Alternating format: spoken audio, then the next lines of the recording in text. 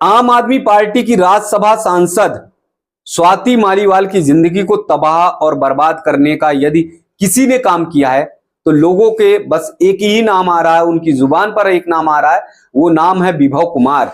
विभव कुमार अरविंद केजरीवाल के बहुत करीब हैं, नजदीक हैं, अरविंद केजरीवाल के पीए हैं और इसीलिए विभव कुमार साथ में अरविंद केजरीवाल के चल रहे हैं। स्वाति के साथ मारपीट करने के बाद, स्वाति के साथ अभद्रता करने के बाद भी विभव कुमार आराम से घूम रहे हैं।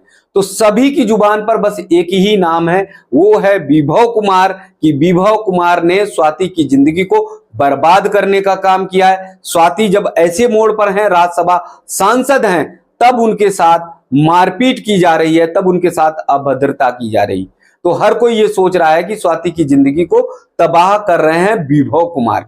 लेकिन स्वाति मालीवाल को सबसे ज्यादा किसी ने अगर तबाह किया है, स्वाति के बचपन को अगर किसी ने तबाह किया है, स्वाति के मासूमियत को अगर किसी ने तोड़ने का काम किया है, स्वाति की मासूमियत के साथ यदि किसी ने खिलवाड़ किया है, स्वाति की जिंदगी को तिल तिल करके जलाने का यदि किसी ने काम किया है, स्वाति के बचपन को किसी ने अगर बर्बाद करने का काम किया है, तो वो है शराब। स्वाति ने खुद एक इंटरव्यू में बताया कि कैसे शराब ने उनकी जिंदगी को बर्बाद करने का काम किया, कैसे अल्कोहल ने उनकी जिंदगी को तबाह करने का काम किया। स्वाति ने एक इंटरव्यू में ये बताया कि उनके पिता शराब पिया करते थे, शराब का सेवन करते थे, उनके पिता अल्कोहल लेते थे और इस अल्कोहल के नाते, इस शराब के कारण उनके पिता स्वाति के साथ यौन हिंसा करते थे।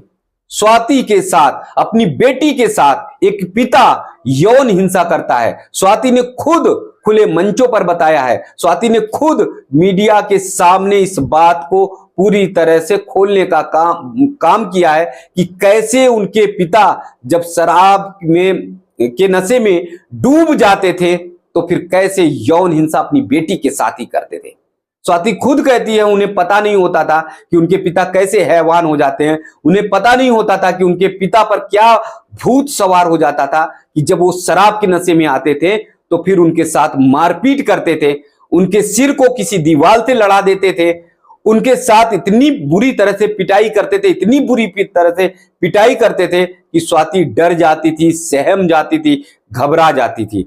यानी बचपन पूरी तरह से अगर स्वाति का किसी ने बर्बाद किया है तो शराब ने किया है, अल्कोहल ने किया है। और उस शराब का सेवन उनके पिता जब करते थे तो फिर स्वाति के साथ इतना अत्याचार होता था, इतना अत्याचार होता था कि स्वाति की जिंदगी पूरी तरह से नरक के समान हो गई थी। अगर स्वाति जरा भी हिम्मत नहीं करती, जरा भी साहस नहीं करती, तो कोई भी उस समय मासूम बच्ची गलत कदम उठा सकती थी। लेकिन स्वाति बचकर आई और बचकर आने के बाद राजनीति की तरफ उनके कदम बढ़े, तो कदम बढ़ने के साथ वो आम आदमी पार्टी के साथ जुड़ गई। अब आम आदमी पार्टी का नाम क्यों लिया? स्वाति को पूरी तरह से पता था, स्वाति को पूरी तरह से मालूम था कि शराब ने उनकी जिंदगी को नर्क बना दिया, शराब ने उनकी जिंदगी को बर्बाद करने का काम किया, शराब ने उनके बचपन को छीन लिया। एक बचपन में ही खुद उनका पिता उनके साथ यौन शोषण कर रहा है, यौन हिंसा कर रहा है और स्वाति कुछ भी बोल नहीं पा रही हैं, कुछ भी कह नहीं पा रही हैं क्योंकि मासूम बच्ची थी, उनके पास कोई रास्ता नहीं था। ऐसी स्थिति में सवाल ये उठता है कि स्वाति ने कभी भी आम आदमी पार्टी के उस शराब नीति यानी शराब घोटाले के बारे में आवाज क्यों नहीं उठाई?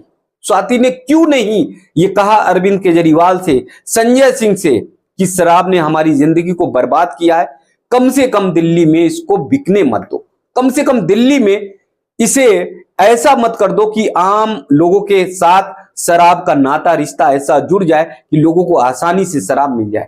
ऐसा मत करो कि एक दुकान के साथ दो दुकानें लोगों को फ्री मिले। ऐसा मत करो कि शराब नीति में इतनी ढिलाई दे दो, इतनी ढिलाई दे दो कि दिल्ली के हर गली मोहल्ले में शराब मिलने लगे और शराब लोगों को बहुत आसानी से, बहुत सुविधा से मिल सके।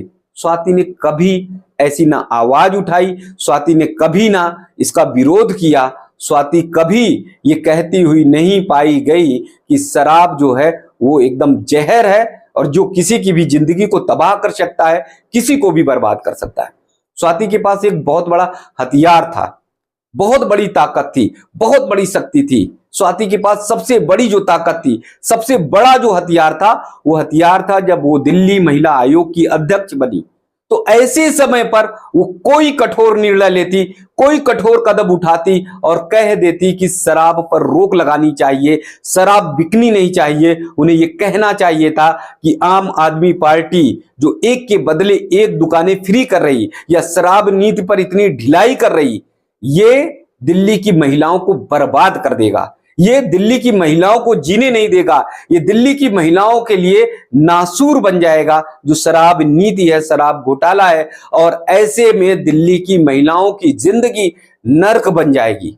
स्वाति को यह बताना चाहिए था कि कैसे उनके पिता जब शराब के नशे में आ जाते थे तो फिर उसके बाद स्वाति के साथ यौन हिंसा करते थे, स्वाति की मां के साथ मारपीट करते थे, स्वाति की मां के साथ उत्पीड़न करने का काम करते थे। स्वाति को ये सारा कुछ पता था, इस सारे प्रकरण के बारे में पता था। तो खुलकर वो शराब के बारे में, शराब घोटाले के बारे में या शराब नीति के बारे में, जो नीति बन रही थी, जिसके माध्यम से बहुत आसान हो सकता था, जिसके माध्यम से बहुत सुविधाजनक हो गया, दिल्ली के लोगों को आसानी से शराब मिल जाती है, तो कम से कम इसका विरोध स्वाति को करना ही करना चाहिए था। वरना स्वाति जिस मुश्किल को झेल कर आई हैं, जिस कष्ट को झेल कर आई हैं, जिस तकलीफ को झेल कर आई हैं, उस राजनीति से उन्हें अलविदा कह देना चाहिए था, उन्हें छोड़ देनी चाहिए थी। ऐसी राजनीति उन्हें नहीं करनी चाहिए थी, क्योंकि उन्हें पूरी तरह से पता है कि शराब का दंश क्या होता है, शराब से कितने घर बर्बाद होते हैं, कितनी तकलीफें होती हैं, और शराब के कारण कैसे महिलाओं की जिंदगी बद से बदतर हो जाती है। इस बात को स्वाति को जरूर उठाना चाहिए था। लेकिन राजनीति एक ऐसी चीज होती है, कुर्सी एक ऐसी चीज होती है, राजनीति में जाकर, राजनीति के दलदल में जाकर कोई भी व्यक्ति ऐसा फंस जाता है, वो उससे निकल नहीं पाता।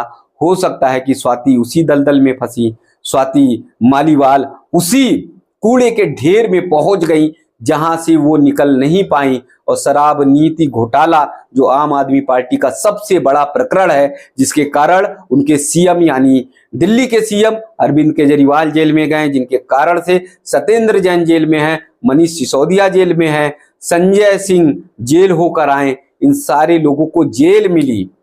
फिर भी अगर स्वाति नहीं बोलती हैं, स्वाति शराब के मामले में या शराब का विरोध नहीं करती हैं, तो ये समझ लेना चाहिए कि वो आम आदमी पार्टी के साथ खड़ी हैं। वरना उन्हें अपना बचपन याद रखना चाहिए, बचपन को याद करना चाहिए कि कैसे शराब जो है किसी की जिंदगी को बर्बाद कर देता है। तो फिर दिल्ली के लोगों की जिंदगी, दिल्ली की महिलाओं की जिंदगी ना बर्बाद हो, उसके लिए उन्हें कठोर आवाज जरूर उठानी चाहिए थी। लेकिन राजनीति में जाने के बाद कोई नहीं बच पाता। ये वीडियो आपको कैसी लगी, आप लोग कमेंट्स बॉक्स में मैसेज करके जरूर सूचित कीजिएगा।